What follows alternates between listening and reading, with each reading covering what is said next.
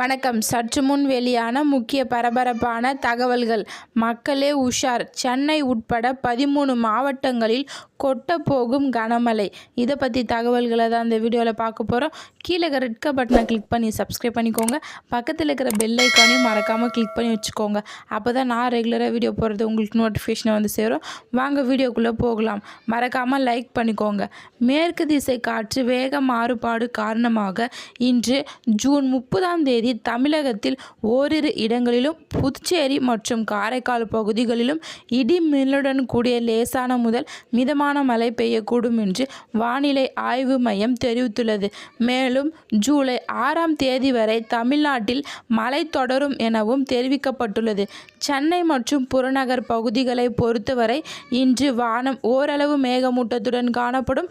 எனவே நகரின் ஒரு சில பகுதிகள் லேசான மழை வாய்ப்புள்ளதாக சென்னை வானிலை ஆய்வு மையம் தெரிவித்துள்ளது.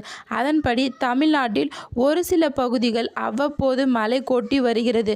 இருப்பினும் பகல் நேரங்களில் அளவுக்கு அதிகமாக வெயில் வாட்டி வதைக்கிறது. இருந்தால் மக்கள் வெளியே செல்ல முடியாமல் தவித்து வருகின்றனர். வெயிலின் தாக்கத்தை குறைக்கும் வகையில் இரவு நேரங்களில் அவ்வப்போது மழை பெய்து வருகிறது. அந்த வகையில் தமிழ்நாட்டில் 13 மாவட்டங்களில் அடுத்த 2 மணி நேரத்தில் மழைக்கு வாய்ப்புள்ளதாக எச்சரிக்கை விடப்பட்டுள்ளது.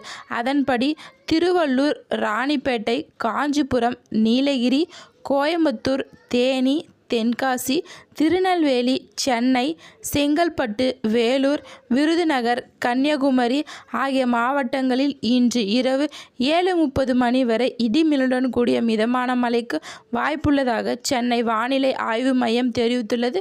நன்றி, வணக்கம்.